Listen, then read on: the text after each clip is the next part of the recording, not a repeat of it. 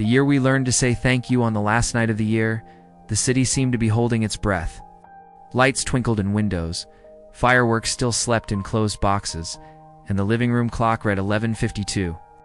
There were only minutes left until time would change its name, but inside it, everything still felt heavy. Samuel was alone.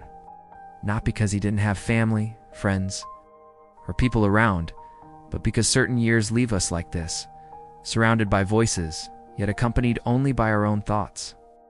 He held a cup of lukewarm coffee and watched the city's reflection in the window. The glass gave back his image with slight distortions, as if the ending year had left invisible marks on his face. There had been losses. There had been silences. There had been doors closing when he most needed them to open. He had prayed more than he had spoken. He had cried more than he had admitted. And on many days he had asked God not why, but how long. On the table lay an open ancient Bible, its pages marked with notes and small underlines. Samuel hadn't opened it by accident. He had learned that year that sometimes God speaks most when we are tired of talking. His eyes rested on a verse he had underlined months before, on an especially difficult day. And we know that in all things, God works for the good of those who love him. Romans 8:28 NIV. He sighed. All things, he murmured. Even the ones that hurt. The question hung in the air, like so many others he had asked throughout the year. But unlike before, there was no anger in his voice. It was something new, a quiet curiosity, almost humble. The clock turned to 11:55. Samuel closed his eyes for a moment, and memories began to parade like pages turning too fast. He saw the start of the year, full of plans written on papers, now crumpled in the back of a drawer. He saw the dreams that didn't happen, the conversations that went wrong, the goodbyes that were never announced. But he saw other things too. He saw the strength he'd discovered when he thought he couldn't go on. He saw the patience he'd learned in the waiting. He saw the faith that didn't die even when it wavered. He saw the people who stayed. He saw small victories that at the time seemed insignificant, but now shone like precious stones. He realized something he hadn't before. The year had not broken him. It had shaped him. His phone vibrated on the table. Simple text from a distant friend. "Happy New Year. Thank you for staying." Samuel smiled. It wasn't a long message, but it carried immense weight. He remembered how many times he had thought of giving up, not just on plans, but on himself, and yet he had remained. The clock turned to 11:58.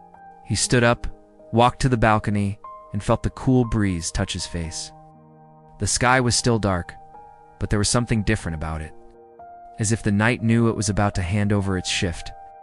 Samuel thought of another verse, one his grandmother used to quote whenever a year ended. "Because of the Lord's great love we are not consumed, for his compassions never fail. They are new every morning." Asterisk Lamentations 3:22-23. Niv asterisk new every morning, he thought. They don't pile up, they don't run out, they are new. Perhaps the new year wasn't about erasing the past. Perhaps it was about recognizing that in spite of it, there is still enough mercy to continue. 11:59.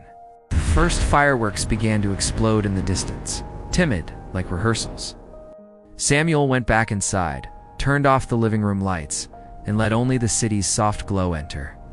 He placed his hand on the open Bible and spoke, for the first time that night, out loud, "Thank you, God." The word felt strange in his mouth, not because it wasn't sincere, but because he was still learning to be thankful in spite of things, not just because of them.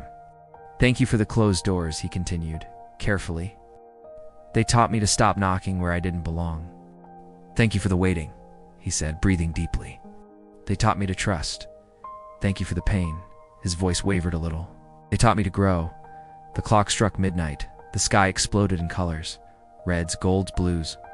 The city celebrated in a single breath. Shouts, laughter, embraces. Samuel remained silent, but not empty. For the first time in a long while, he felt whole. He remembered one more verse. Now, like a personal promise, I am making everything new. Revelation 21:5. NIV new. Not because the past was erased, but because it had been transformed. Samuel realized something essential at that turn of the year. New life doesn't begin when everything goes right, but when we choose to keep going even after things have gone wrong. The new year didn't arrive bringing guarantees, it arrived bringing possibilities. It didn't promise an absence of problems, but it offered divine presence. It didn't remove scars, but it gave them meaning.